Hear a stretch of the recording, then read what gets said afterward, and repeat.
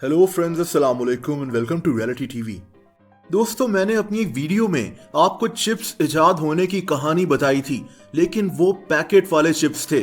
कैसे एक शेफ ने इंतकाम लेने के लिए गुस्से में ये चिप्स इजाद किए। इस वीडियो में मैं आपको फिंगर चिप्स इजाद होने की कहानी बताऊंगा, जिनको हम फ्रेंच फ्राइज भी कहते हैं। इसके अलावा भी मैं आपको कुछ और मशहूर खाने की चीजों की तारीख बताऊंगा। ये वीडियो काफी इंटरेस्टिंग होने वाली है।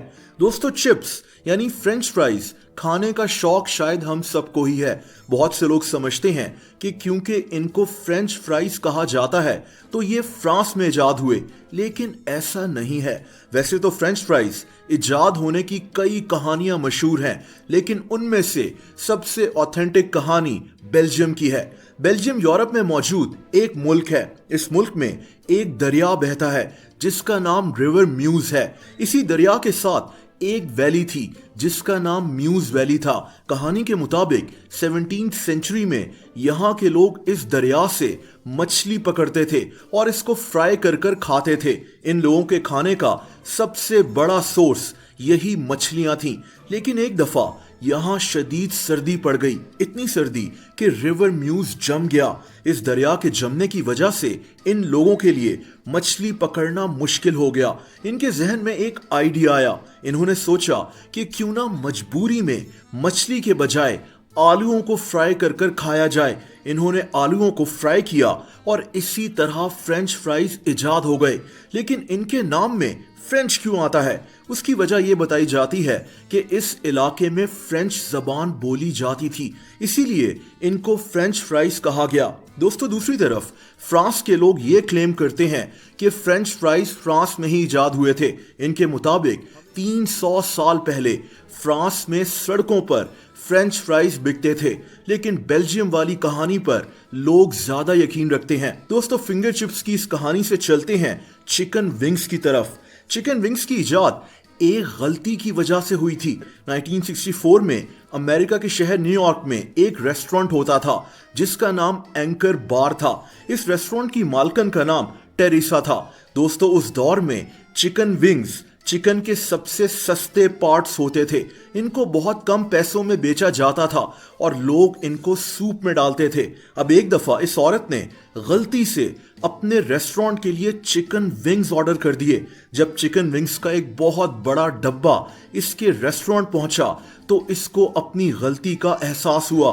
लेकिन इस औरत ने सोचा कि अब इन विंग्स का कुछ किया जाए। इसने इन विंग्स को फ्राई किया और इन पर हॉट सॉस और चीज डालकर अपने बेटे को खिलाए। ये रेसिपी इतनी मशहूर हो गई कि चिकन विंग्स भी इसी रेस्टोरेंट से अमेरिका और फिर पूरी दुनिया में मशहूर हो गए। दोस्तों, फ्राइड चिकन की इजाद का क्रेडिट स्कॉटलैंड को जाता है।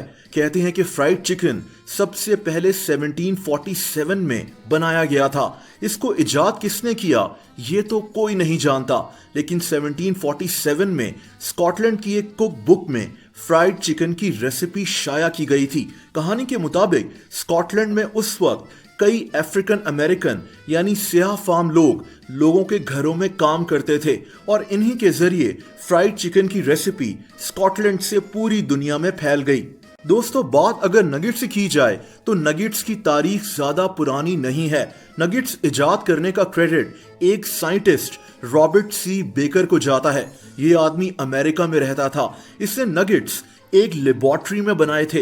ये लेबोरेटरी कॉर्नेल यूनिवर्सिटी में थी। इस आदमी ने अपनी जिंदगी में चिकन से कई चीजें इजाद की हैं। नगेट्स बनाने के लिए इसने चिकन के उन हिस्सों को इस्तेमाल किया जिनको लोग ज्यादा नहीं खाते थे। इसी ने यह भी आइडिया दिया कि नगेट्स को फ्रीज किया जाए और बाद में फ्राई किया जाए, और बस इसी तरह नगेट्स दुनिया में इंट्रोड्यूस हो गए।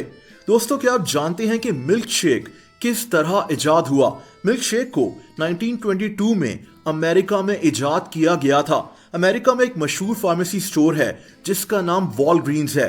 इसी स्टोर की एक ब्रांच में एक आदमी काम करता था। इसका नाम आइवर कॉल्सन था। कहते हैं कि इसी ने आइसक्रीम को दूध में मिलाया कि देखा जाए कि क्या चीज बनेगी।